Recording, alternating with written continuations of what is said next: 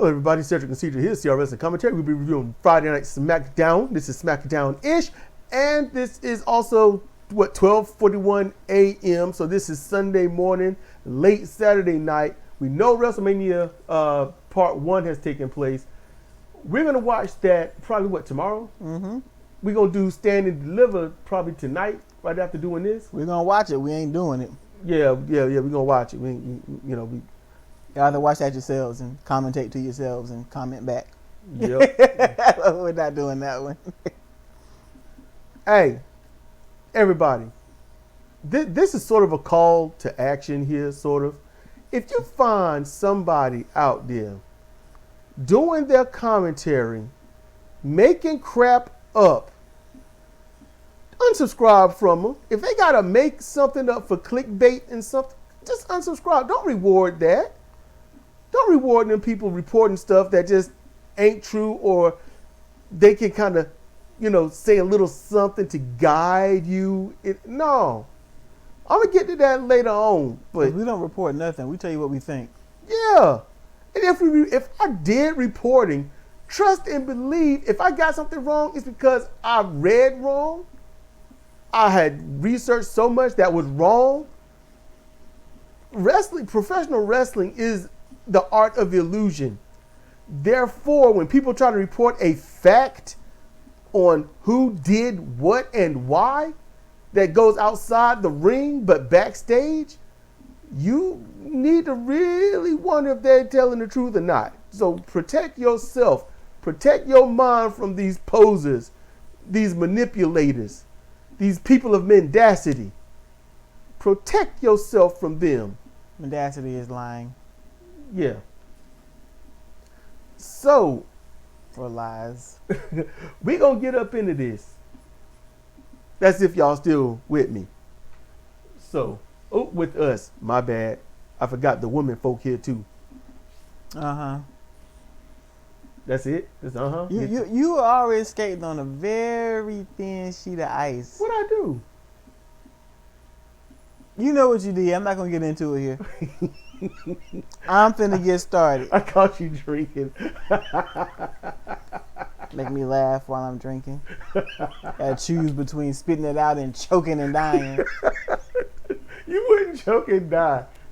I choke and suffer. Anyway, I'm getting started. The show starts, and they always show folks walking into the arena. Solo and Tama get out of the car. Tama goes back to get something, probably his phone. LA Knight rolls up, kicks Tama's ass, closes his wrist in the door. He runs off like a thief in the night, and we don't see no more of Tama. And just to let you know, that was a shout out to This Is How You Do It, AEW. Yeah, we remember that. Go ahead. Let's see. Seth is the first one to come out with his one-line song. And I groan, and Cedric groans. And I said it's like starting off the show with hemorrhoids. Seth does not live up to his moniker, but then again, nobody does. But he does the least. He calls himself a visionary. Nothing about him is that, unless it's, what would you like? He was just seeing things. Yeah, he's seeing voices in his head. Yeah. He's a revolutionary. A revolutionary of what? What has he changed? What has he prompted the surroundings to do? Like Rhea Ripley, go eradicate something. Do a move, put somebody out for a week or two, and do that on a more consistent basis, for about a month, and then one or two of them try to get back at you. Avoid the move that put them out, but then when you lose that match, if it's at a pay-per-view, you jump them, beat them down, because the match is over. You put the move on, and they're out for another week or so, and you further it that way. And then they get a stipulation of the move is banned, for the next two matches with that person. You come up with a new move, and then you use that move that would be the Eradicator. You use that on desperate moments after it's been a while, and they can say, she hasn't done that move in so long. Oh my goodness, it's back. And the people forget what it was doing, but they glad to see you do it again. So now they're happy because now you done refresh yourself with something old. Was that too complicated? It was lengthy. No. Well, you don't have to own. I mean, you asked. I didn't say it was complicated, but it was lengthy. I thought it'd be a nice storyline, but go ahead. I can't say that it wouldn't be a nice storyline. What I was gonna say is, okay, the eradicator. No, she's not eradicating folks. Then she wouldn't have any opponents. But at least it's on the same level of her trying to be dangerous, menacing, someone to not be fucked with. Okay, I get that. Yeah. We understand that Jacob Fatu is not actually a werewolf. Okay. But he's dangerous. You look like you might get bit if you mess with him. See how it kind of relates? What about Seth Rollins is visionary or revolutionary? His quilt clothes? He didn't have on quilt clothes. His 1970s ladies' sunglasses? What? Why can't you leave his attire alone? Because it sucks. No, like what he wore this night, well, that Friday night, the last SmackDown, I liked it. I just wish the roses on the outfit was gold. That a shiny gold. It would have, that would have been fire right there. But He had clothes on. He was dressed. Jacob Fatu, the Samoan werewolf. To me, they could work with that because a werewolf is a decent, civilized person that turns into a raging beast, and Jacob could be civilized, chill, and then he revs it up a lot. You can work with that. There's nothing workable about Seth. It's like somebody be called the king of controversy, but they don't do anything that's controversial. Nothing. They don't come out. They don't talk. They don't do anything. His wrestling isn't visionary or revolutionary. His wrestling is standard. There isn't even anything that he does that you want to see. I don't think there's anybody sitting there like, man, I can't wait to see the Seth Rollins head stomp to the mat. Here's the thing. You cannot be a revolutionary in a company that has a set standard that will not change. Hey, just saying. Am I wrong about that? Are you just eager to see that Seth Rollins foot stomp to the head? Not really. I'm telling you, man, I wait every day with bated breath on the edge of my sleep on the edge of my dreams, wait for him to do that stupid ass head stomp. First of all, I'm going to say this. I like seeing the curb stomp as a cheap shot. I think it's a good heel cheap shot. The way he helped take CM Punk out of the Elimination Chamber, that was brilliant. The way he got his little revenge on Roman Reigns, because I don't think Roman was hurt. I think there was some other issues, and they used that to get him out. Yeah. But a cheap shot, a heel cheap shot, I think is brilliant for that. As a matter of fact, let's be real about it. Main event, Punk, Roman, Seth, all their finishers are lackluster. Oh, come on now. CM Punk look like he struggles to pull off his move every time. It's late in the match. He's got to hold him up in a fireman's carry from a deadlift. Yeah, it's gotten to a point where it's not sustainable. But that's his bread and butter. So he's going to keep doing it until something falls off, just like Tanahashi. Okay, Roman Reigns, he's got the spear, but who don't? Seth got the curb stomp. You can put that on anybody. It can literally be done at any given moment when they're laying down. So when you slam them and they're down, it's like, why not use it then? That's what a lot of fans would ask, and that's when you have to stop doing that move. When they get smart enough to realize, wait a minute, why don't he just do that then? He had him down. I harken back to a time where wrestlers got different things that they used during the match that you look forward to seeing. Like, my first thought is Samoa Joe. Samoa Joe's got so many moves that are so awesome to watch him put on somebody. And you remember in the days of New Japan when they could beat you with one of 8 or 9 moves, but you're not going to see all of those in one match. Exactly. And right now, Samoa Joe's got 2 moves that he finishes with. The Coquina Clutch and the Muscle Buster. And it's lovely. And they're both satisfying to watch. There's nothing satisfying about the go to sleep, the spear, or I guess it's the curb stomp. It's just not. And that's just me. If you all love it, man, get your popcorn and your beer and love it till it's over. I just don't. What's next? Seth goes on and on talking to the crowd, trying to convince them that Punk and Rollins don't care about them.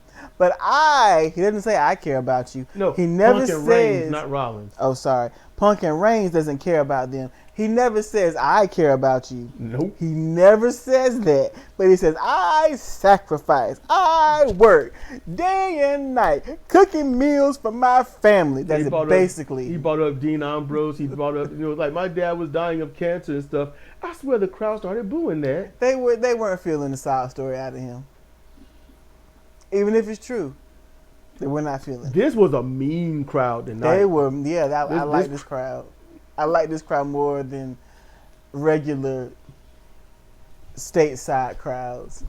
Because they were kind of mop-headish like the Springfieldians in The Simpsons. But they weren't, solidly liking the faces like they're supposed to, or just liking the heels like they're supposed to. They were mean. We're going to get to someone. Y'all want to understand the true meaning of indifference? Oh, we're going to get there. Woo-wee. Oh, my goodness. I didn't think that day would come. But WWE did it. They did it. Yep. They did it. I don't blame this wrestler. That's WWE that did this. All right. So next is Andre the Giant Memorial Battle Royal. And everybody was in it. I was in it. Cedric was in it. You just didn't see it. Everybody was in it. I was thrown out first, but it was under the ropes. I was under the bottom. Both knees hit the floor. I went right. I rolled under the ring. Y'all never saw it. I was doing rogue chops until I got thrown out. Yeah. Rogue chops to the center of the back. Yep. But the last three in the ring were Carmelo, Andrade, and was it Rey Fenix? Yep. I took a Rey Mysterio. That's what I did. Okay. Rey Fenix got taken out by El Grande Americano because he's a dead actor. Chad Gable got taken out. You've been watching too much Burt Reynolds movies. Clark Gable wasn't any of those, but every time So what in the hell? It's Gable. Clark Gable sticks out more in my mind than Chad. Gable. Jesus Christo. Chad. Leave him alone. He's doing the best he can with a gimmick they forced upon him. He should have fought harder for that first name. Yeah, Gable's a decent last name, and you ruined it with Chad. Let's at least gave him something strong. Anyway, so that came down to Andrade and Carmelo Hayes in the ring. And the commentators were harkening back to their best of 7 thing they did last year for number 1 contendership. I think Andrade won. But all of that aside, what you saw in this is that Carmelo Hayes and Andrade are very good wrestlers. I mean, if you have never taken time to notice, Andrade is very good. And he's not just good lucha style. He's all around a good wrestler, and he seemed to be able to work any style. And Carmelo's has improved by leaps and bounds. He's really good. He's very precise. He's very clean, and he's very safe. Those are the markings of a great wrestler to me. You watch Hayes' matches, you see one thing. But after that best of 7, which they probably had 3 or 4 matches on the road outside of TV, but you watch their matches, they work like Flair and Steamboat. I'm not saying they're doing 5-star matches or 4-star matches. What I'm saying is they work with such a pace and they're so fluid with each other. They probably don't have to talk in the ring or plan things out in the back because they know each other that well.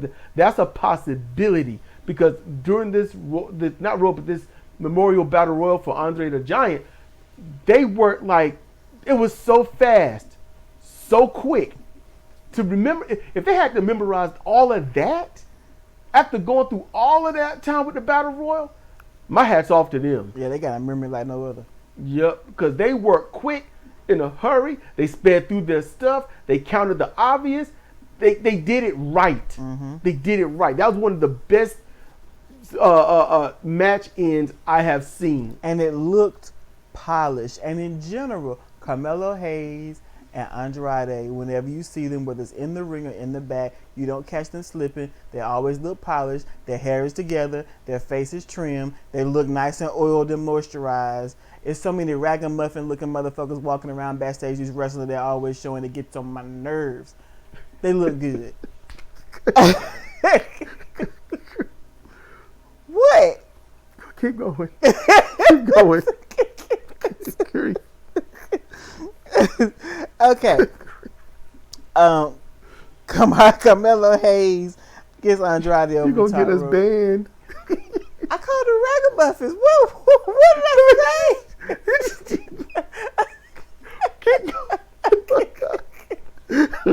I say? Carmelo Hayes won.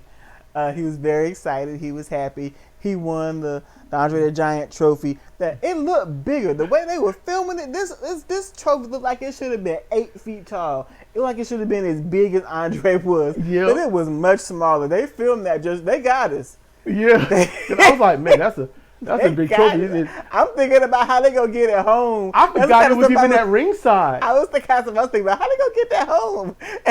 Like, that thing's on the stage somewhere. It's huge. It's huge. Nope. It was. He stood next to it. I was like, what? Oh my God. It's Farquhar. Yeah. What in the world?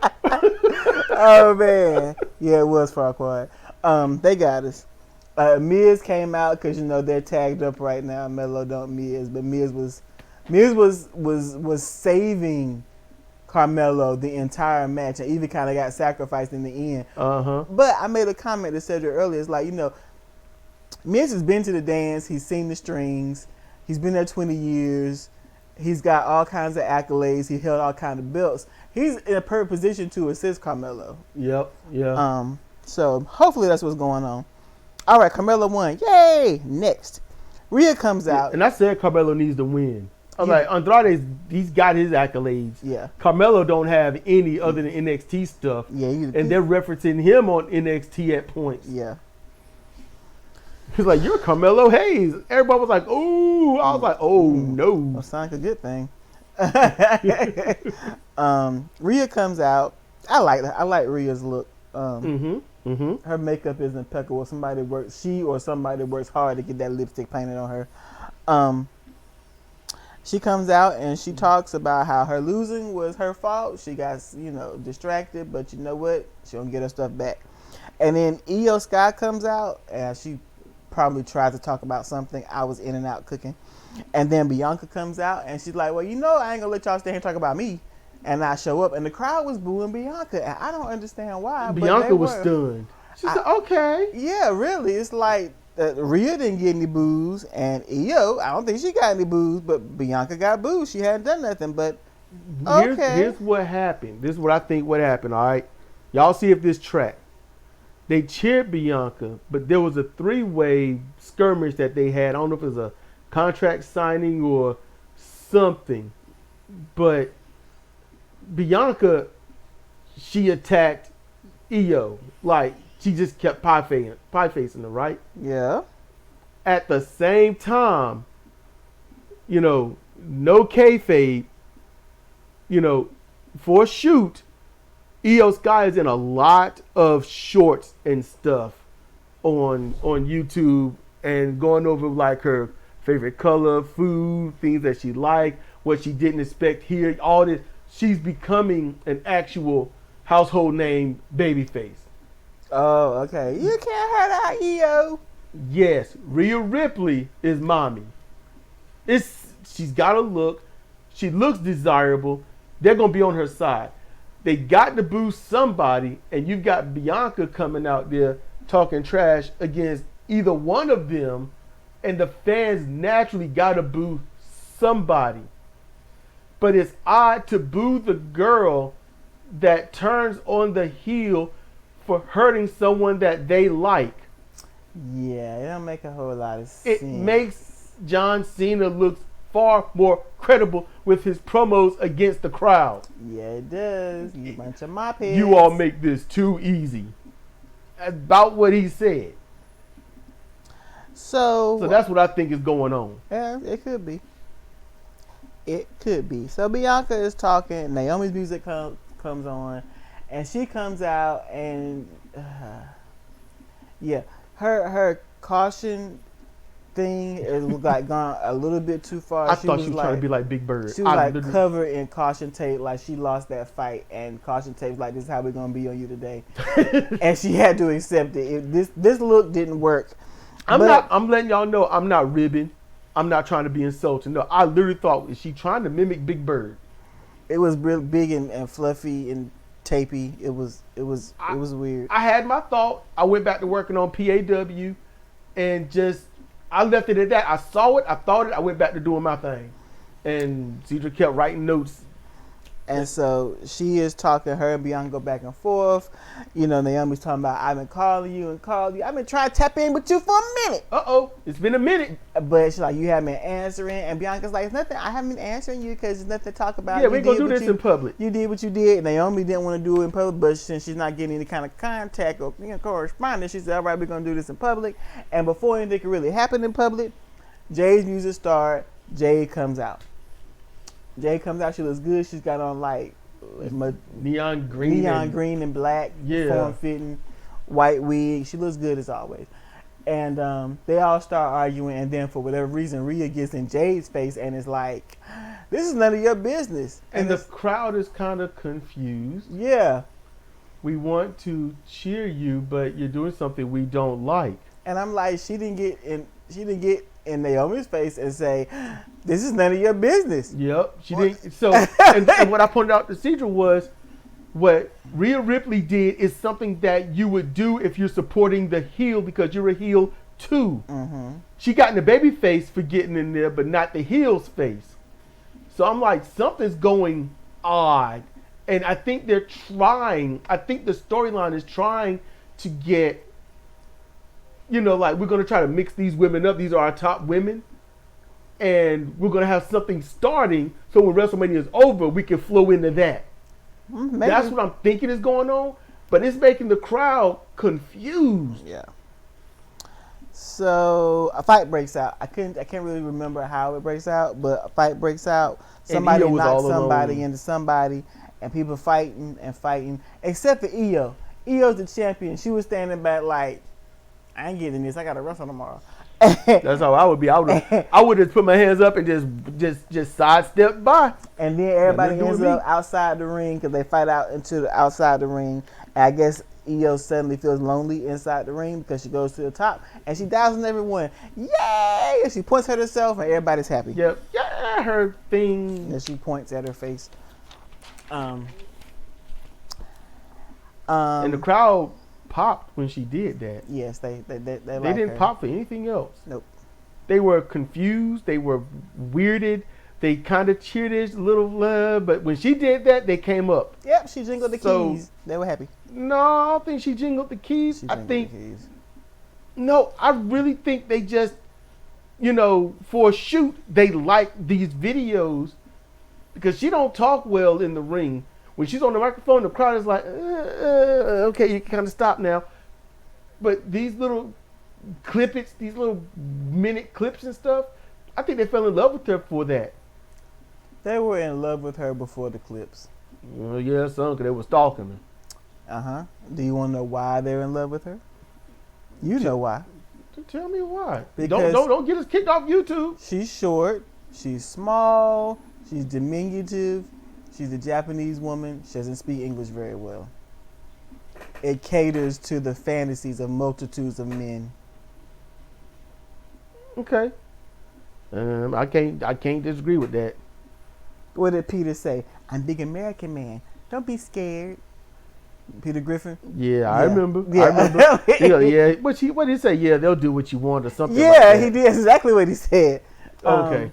It's been a while. It's been a while. But yeah, that's why. She's nestled in some form or fashion in the fantasies of many of the watchers. Now, you being a female, this isn't coming from a sexist point of view now, is it? Sexist how? I don't know. I don't know how. I actually feel bad for her. I'm sure she gets objectified quite a bit. What's next?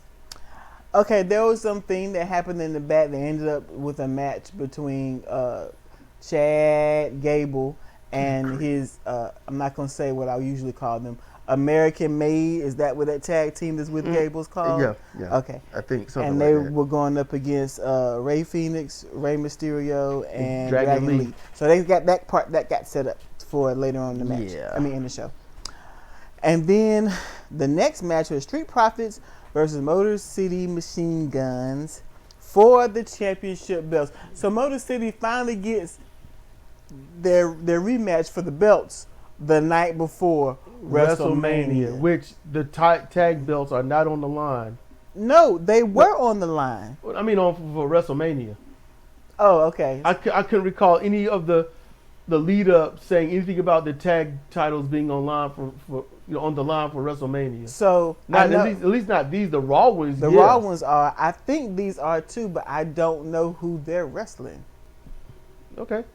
I have to look it up. I think I could be wrong. If I am, sorry, y'all. But yeah, and so I'm like, it's insulting because I'm like, for sure, you're not going to exclude a title from being defended on WrestleMania. They do, a lot. That doesn't make any sense. That's just a bit. It's like a big. Why are you here? It's the biggest. It's their creme de la creme, and you're not going to have every title be defended. It lasts 2 days. They advertise it as soon as the last one ends, and you're not going to have every title being defended. If I had a title and they're not going to put me on WrestleMania, I might have to go for some kneecaps. I'm just saying. I'll be honest with you. I might even put the NXT belts up there. To be honest, I have an opening match. Opening matches, NXT. That's what I would do. So Motor City and Street Profits do their thing, and as we suspected, DIY interferes, and they run off with the belts. Yay! Yep. Then right after that, they're in the back. Nick is trying to get the belts back from DIY, and then the Street Profits are there, and Motor City's there, and Nick tells everybody to shut up. He looks at DIY and says, "Hard way or easy way, guys." So they turn over the belts to Nick, and Nick said, "I'm sick of y'all. We're going to have a TLC match next week," and he storms off. I'm like, another one? Okay. Yeah, really.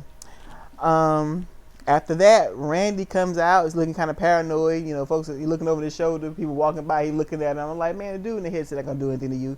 What he going to do, hurt your thighs? It's not going to happen.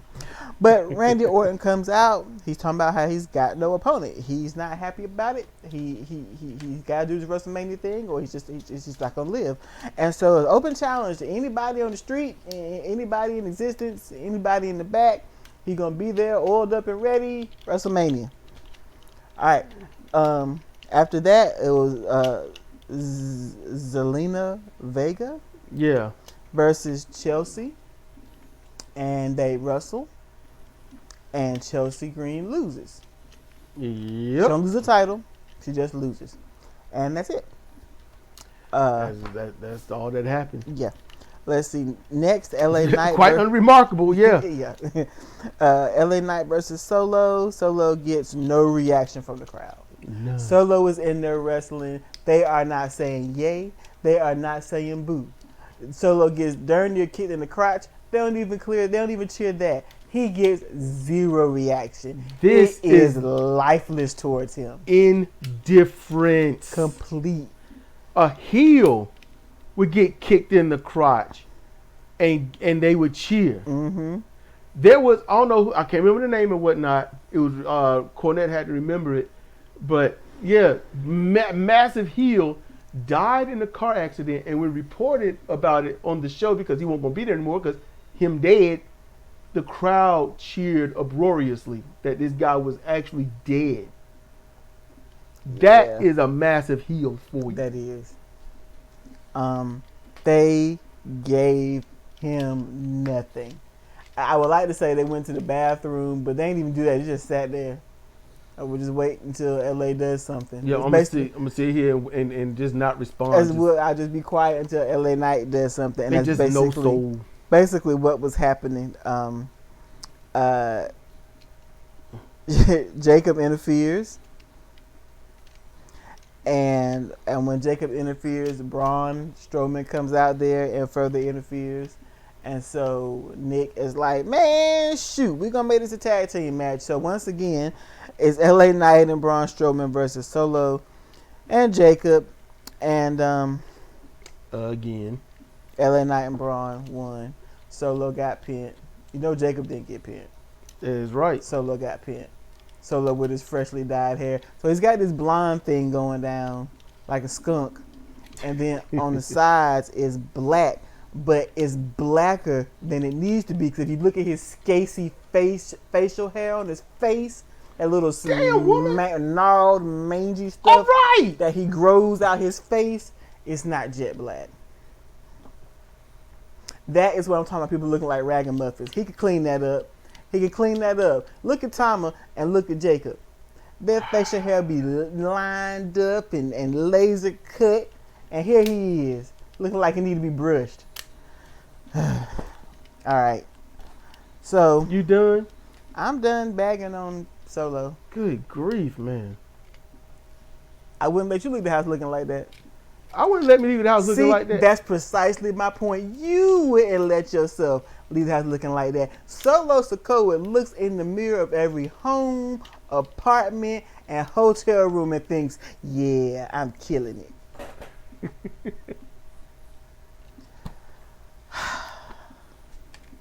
See, I be worried, y'all, because I try to do this in one recording. I don't do clips and stuff and stick it together. It's just one shot. It's OBS Studio. Hit record and go. That's it. You're gonna get us bad. What am I saying? Nothing wrong. Why is anything bannable? I don't like it's that. Not yet. You keep skirting the lines of saying some messed up stuff. Casey stuff on his face is all. I'm not gonna say what it really looks like, but he just needs to do something else. Somebody, his mama. Somebody tell his mama so she can tell him. Oh man. Okay. The next match is Chad Gable and American Made versus Rey Fenix, Rey Mysterio, and Dragon Lee. And so early on in the match, they're doing their thing, and Rey tries to do something, and one of American Made grabs him by the foot and drags him out the ring to the floor. Just drag him out and let him plop on the floor. Plop, just hit. And after that, you don't see Rey anymore. I think Rey got hurt in the ring, and that was just their way of getting him out.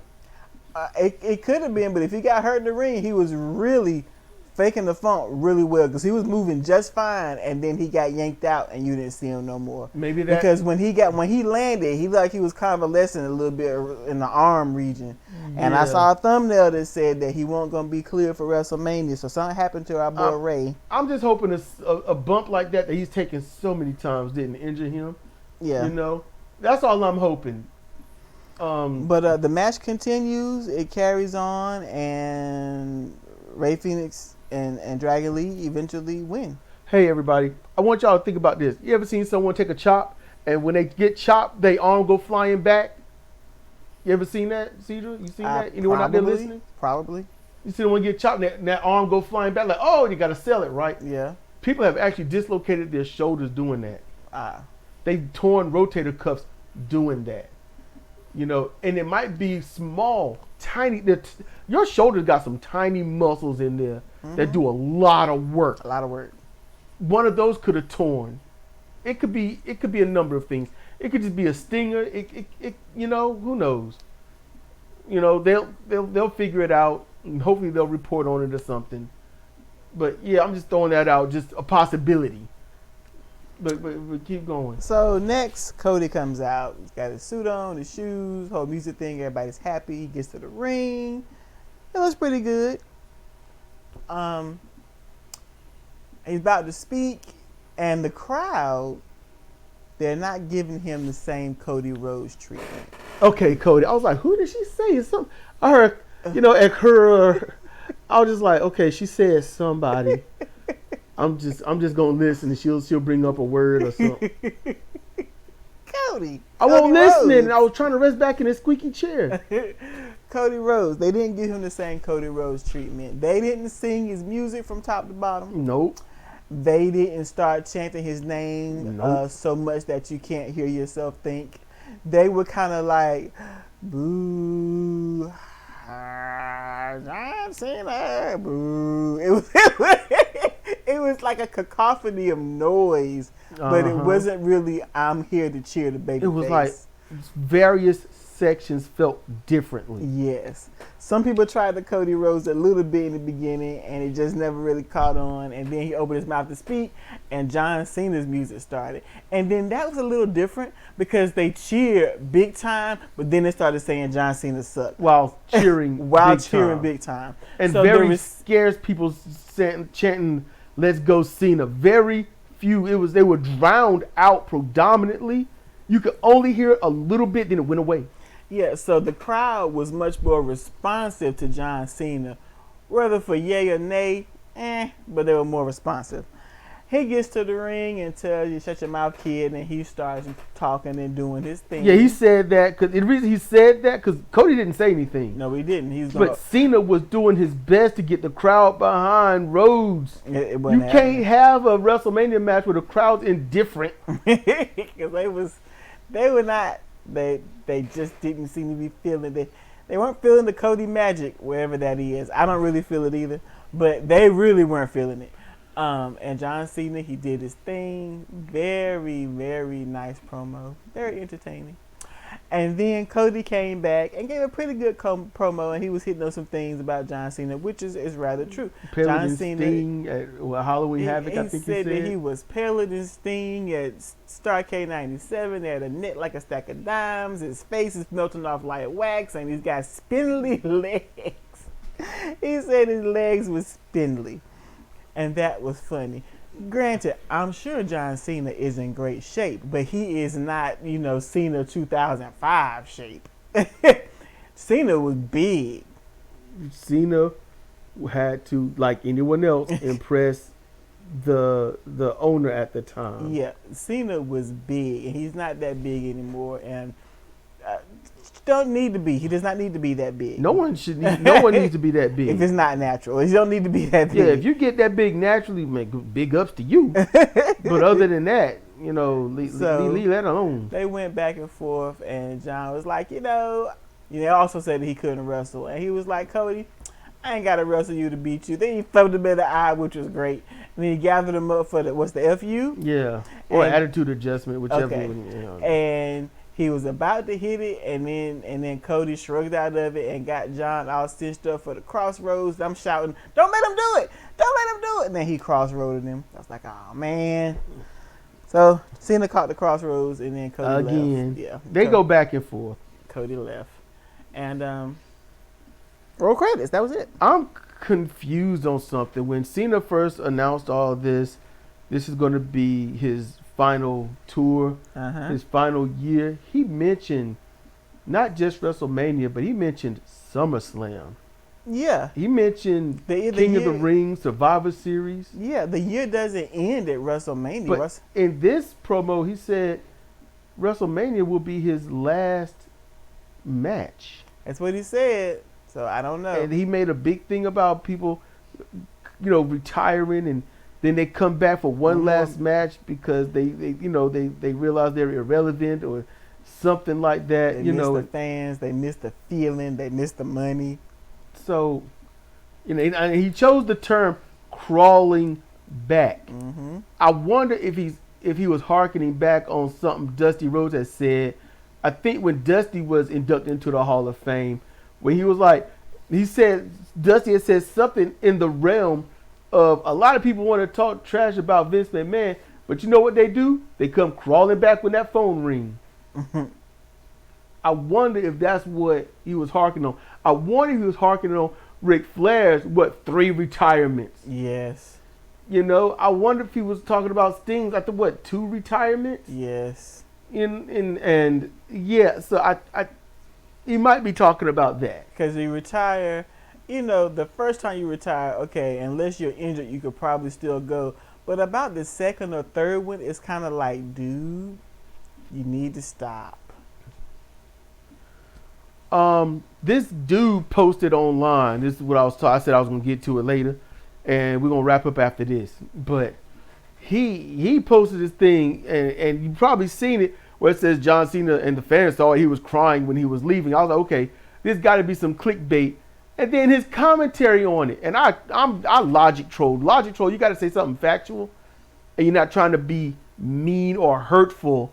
It's got to be factual. And this guy, I was like, this guy is talking to everyone like they're Mark. There's an idiot commentary moment that he gave because he said John Cena tried to cover up his bald spot. Well, you can't wrestle with the hat on. So that was stupid to say. And then he talked about, he put his hat on. And then he was leaving. He's walking like an old man. I'm like, he's always walked like that. Exact same walk he's always John had. Cena always, when he was younger John Cena, y'all go back and look at his matches. Look when he's going to the ring or leaving. He walked like he's about to fall forward or run somewhere. Yeah. That's how he walked. On this occasion, he's walking away with his head down because he got dumped on his head. The fans are disliking him. He doesn't care. He's got to sell the match, sell the moment, sell the situation. He's surly. It makes sense to walk with a head down. I'm not happy with what you get dumped on your head, rejected by the fans, and the champion leaves like, yeah, I'm all that, and you walk with your head held high. This ain't AEW. You see what I'm saying? Yep. So I was like, this guy is stupid. Save yourselves from people. When someone does that and you subscribe to them, leave. People unsubscribe to me, and they're too cowardly to say why. At least with this guy's letting you know y'all are marks, and I view you as marks. And I'm gonna say the dumbest stuff, and you're gonna go with it because it's a short. I learned some inside stuff. No, you didn't. You learned nothing. Don't subscribe to these people or unsubscribe. And I'm telling you that. I know I'm breaking a severe social YouTube rule. I get that. But why listen to someone that's going to feed you BS? You see what I'm saying? Mm-hmm. If they ain't got respect for you, why are you respecting them enough to give them the views? I was curious, so I watched it. I thought it was stupid. I left my comment, and I didn't subscribe. I've unsubscribed from Kevin Nash. I unsubscribed from Road Dogg or Jesse James. I unsubscribed from quite a few people. Conan. Yeah, especially him, since he wanted to dig at me like he knows something. Conan. And he should know more than me. He should know more than me. He should have known certain things. Conan. So you gonna do that? Conan. Conan. Yeah, she's talking about when Don Callis is getting attacked by the dude in Mexico, and it's Mexico because that's how they pronounce it there. It's Espanol. It's like Conan. So she just loves that. Yep. But yeah, I don't subscribe to people that's gonna lie to me. I'm here to learn about wrestling, learn about the history, learn about maybe possible futures, learn the difference in styles and techniques and whatnot. I don't need someone giving me bullshit. I would think y'all want that same respect as well. If not, fine. You do you. I'm not going to begrudge you for it. My thing is, respect yourselves. If you don't want to, that's cool. So the moral of today's story: don't subscribe to bullshit that lies to you, and keep your facial hair together. It doesn't take much. If it's all thin and mangled when it's coming in, just shave it off. Brush it down. Facial hair wants to go down. Brush down. Just because look, LA Knight, he got up his under beard the chin. together. That's back. Even Brush Seth towards Rollins finally got his beard together. It's WrestleMania. You got to do something with that mangy looking stuff. The Tongans, the Samoans, except for Solo, always got this stuff together. What? If it's not coming in well, if you don't grow it well, just stop. You gotta grow it because if he shaves it off, it looks like there's no way that person's mean. If Solo shaves himself clean, there is no way he could be a heel. He can shape it up. He ain't got to have the stuff on the cheeks. It can just isolate it to the chin and the So you can do mustache. what Lexus King is doing and just have it painted on. Who is Lexus King? Brian Pillman Jr. Oh. I thought you were talking about a chick. That's why I don't like his name. No, I did not say painted on. But he could just isolate it to the mustache and the chin. Because that stuff up on the cheeks trying to get to the sideburns, No. And then it's completely different color from the hair on his head. So you're going to dye your hair blonde and black, and then you got all this brown and stuff coming out your face. Come on, man. Get it together. And with that, we're going to get up out of here. This has been Cedric and CJ for CR Wrestling Commentary on Friday Night SmackDownish. We want y'all to be cool, be chill, be safe. Like, share, subscribe, click that bell so we can see you next time.